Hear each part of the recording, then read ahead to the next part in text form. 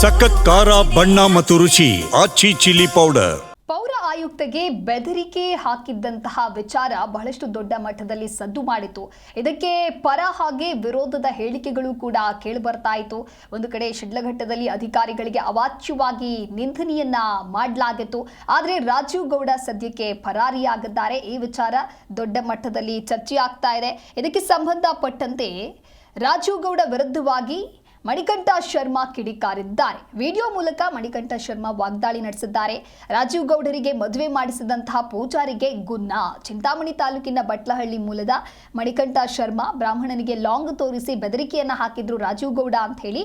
ಬ್ರಾಹ್ಮಣರ ಶಾಪ ಅವನಿಗೆ ತಟ್ಟಿದೆ ಅಂತ ತಮ್ಮ ಆಕ್ರೋಶವನ್ನ ವ್ಯಕ್ತಪಡಿಸಿದ್ದಾರೆ. ಅವನನ್ನ ನಂಬಿ ಸಾಕಷ್ಟು ಪ್ರಚಾರವನ್ನ ಕೊಟ್ವಿ. ಅವನು ಇಂತಹ ವ್ಯಕ್ತಿ ಅಂತ ಹೇಳಿ ಗೊತ್ತಿರಲಿಲ್ಲ.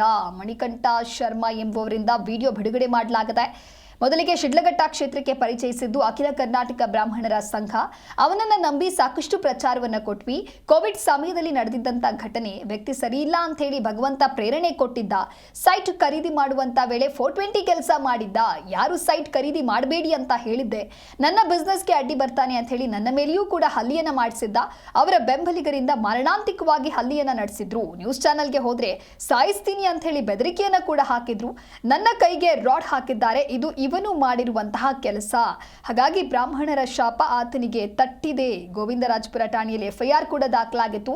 ಬೆಂಗಳೂರು ಮೂಲದ ಮಣಿಕಂಠ ಶರ್ಮಾ ವ್ಯಕ್ತಿಯಿಂದ ವಿಡಿಯೋ ಬಿಡುಗಡೆ ಮಾಡಿ ತಮ್ಮ ಆಕ್ರೋಶವನ್ನ ವ್ಯಕ್ತಪಡಿಸಿದ್ದಾರೆ.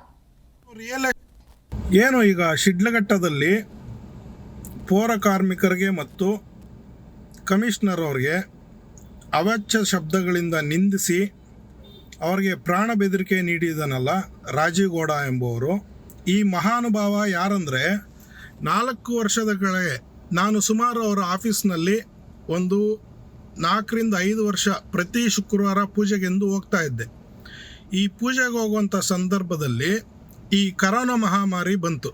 ಈ ಕರೋನಾ ಮಹಾಮಾರಿ ಬಂದಾಗ ಈ ಪ್ರಜೆ ಏನು ಮಾಡ್ತಾನೆ ಅಂದರೆ, ಶಿಡ್ಲಘಟ್ಟಕ್ಕೆ ನಾವು ಎಲೆಕ್ಷನ್ಗೆ ನಿಲ್ಲಬೇಕು, ಇಲ್ಲಿ ನಿಮ್ಮ ಬ್ರಾಹ್ಮಣರಿಗೆ ರೇಷನ್ ಕಿಟ್ಟುಗಳನ್ನು ಹಂಚಿಸಿ ಅಲ್ಲಿಂದ ಪ್ರಾರಂಭ ಮಾಡಬೇಕು ಎಂಬುದು ಅವನ ಉದ್ದೇಶ ಆಗಿತ್ತು.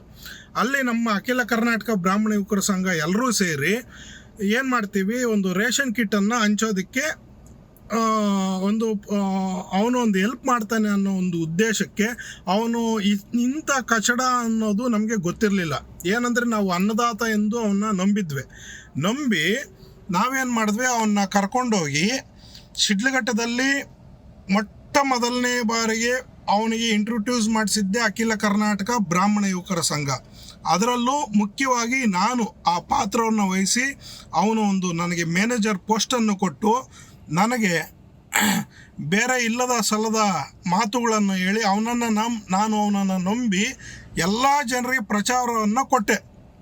ಇವನು ರಿಯಲ್ ಎಸ್ಟೇಟ್ ಮಾಫಿಯಾ ಮಾಡಿಕೊಂಡು ನಮ್ಮನ್ನು ಬಲಿಪಶು ಮಾಡ್ದ. ಇದನ್ನೆಲ್ಲ ಮಾಡ್ತಾ ಇದ್ದಂಗೆ ಕರೋನಾ ಮಹಾಮಾರಿ ಹೋಗಾದ್ಮೇಲೆ ರಾಜಕೀಯಕ್ಕೆ ಎಂಟ್ರಿ ಕೊಟ್ಟಾದ್ಮೇಲೆ ಏನು ಮಾಡ್ದ ಈ ಮಹಾನುಭಾವ, ನಾನು R ಶಂಕರ್ ಮನೆಯಲ್ಲಿ ಪೂಜೆ ಮಾಡುವಂಥ ಸಮಯದಲ್ಲಿ ಇವನಿಗೇನೋ ನನಗೆ ಅವನ ಮೇಲೆ ಹಾಗೆ ಏನೋ ಇವನು ಸರಿ ಇಲ್ಲ ವ್ಯಕ್ತಿ ಅಂತ ನಾನು ಅವರ ಆಫೀಸಿನ ಕಚೇರಿಯಿಂದ ಆಚೆ ಬಂದು ನಾನೇನು ಮಾಡಿದೆ, ಇವರ ವ್ಯಕ್ತಿತ್ವ ಸರಿ ಇಲ್ಲ, ಯಾಕೋ ಭಗವಂತನೇ ನನಗೆ ಪ್ರೇರಣೆ ಕೊಟ್ಟ, ಇವನ